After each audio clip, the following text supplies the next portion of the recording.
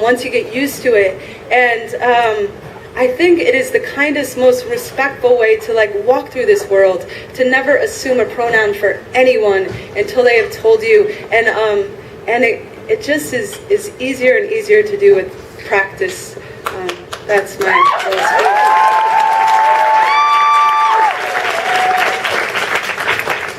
So this intro has sort of become part of the poem of this next poem I'm going to do. I can tell I'm spitting on you. You know it. You know it. God!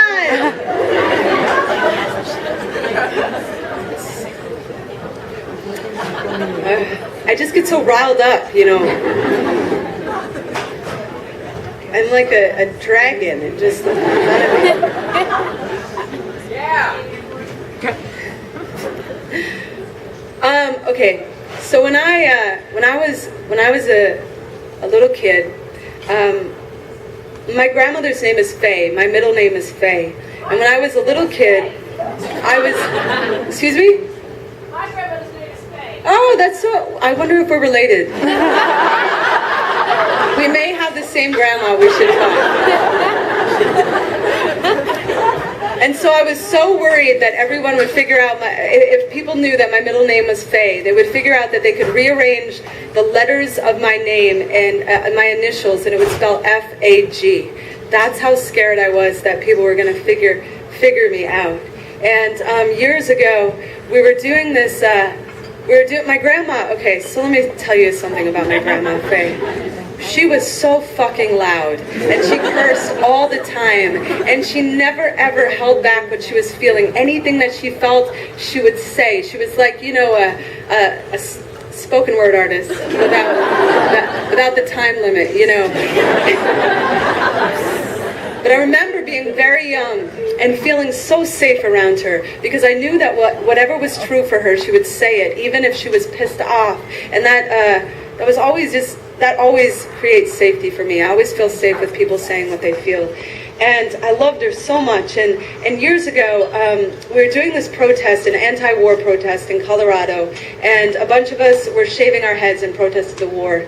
And I went home to visit my grandmother right after I'd shaved my head, and my whole family was just horrified by my hair. Except my grandma. I walk into her hospital room, and she just smiled at me. And she raised all of her children sewing other people's clothes, and so all by herself she raised them.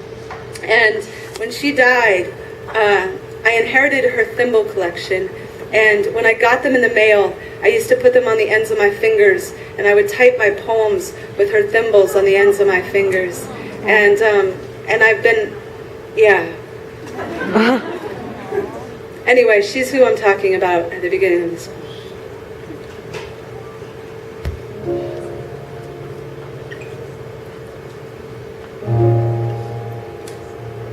When the flowers were stolen from my uncle's grave, my grandmother drove to our house and collapsed at our door, strangled as an empty Christmas stocking, wailing for her piece of coal. I had never seen a person so finished with God. Her face was a massacre of grief. Her cries like shoveled granite chewed her shrilling throat. All that they left was the flag. She kept screaming. I thought her lungs would start bleeding. It scraped my chest clean, hollowed me for weeks. Our house was the echo of a mother clawing the floorboards for her dead son, a down forest in her nail beds. At night, I obsessed on how long flowers might survive in the hands of thieves. Spent a month in our basement, scouring for answers in the photographs of my father in Vietnam. He was thin as a blade, his eyes unfiltered as the cancer they were given for free. Anyone could see by the freckles in his shame. That war was no place for a soldier. The heart is no place for the talons of the kind of secrets you can only keep in the same chamber you will keep loaded to keep your hands from shaking the ghosts of dead children awake. My uncle wasn't killed by a bullet. He drank himself to sleep trying to drown their tiny screams. My grandmother followed him to the grave like every mother does. I keep thinking of them today as I sit in my parents' living room. My father has been home from the hospital for a week, and I was just told he slept for 3 years in a field of Agent Orange, but is refusing to accept his 10% veterans medical discount because a patriot knows the cost of war, pays for it himself. I have written this poem before, but always through a window. Never through an open door. I find my mother by the stove, stirring spaghetti sauce from a jar. I have never heard her breathing pull this hard. Earlier in the car, when my father broke down, she turned the radio dial up to save him. The embarrassment of his whimper. The radio was playing I Wanna Sex You Up. We listened to it for 3 minutes at full volume. It was fucking hilarious.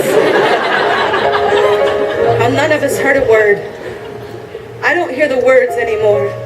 The president announces the end of a war, and I just stare at my mother's eyes as my father's face falls into the trembling trench of his hands like a boy fresh out of boot camp who has just dropped his gun into somebody's cradle. When a war ends, what does that look like exactly?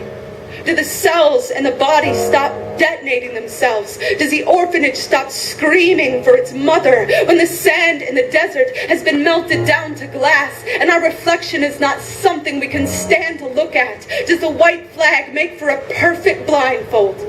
Yesterday, I heard a story about a little girl in Iraq, 6 years old, who cannot fall asleep because when she does, she dreams of nothing but the day she watched her dog eat her neighbor's corpse.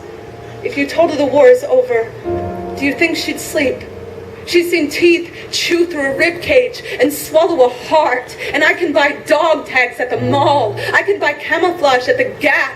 I can stare at the Vietnam Wall and forget it is missing the 2 million names of the 2 million Vietnamese slain. So I can certainly forget that little girl, the dog, the neighbor, and whatever soldiers we choke chained in the opposite direction of God. At 4 a.m., I find my father in the living room, television blinking.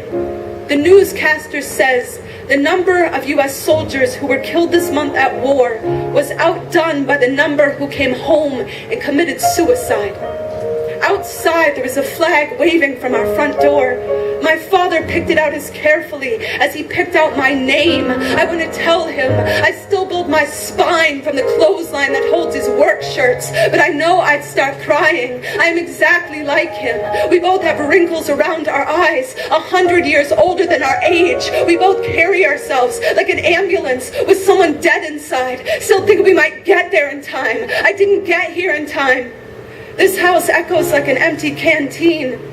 Flowers don't survive long in the hands of thieves. So much is wilting. I look back out the window.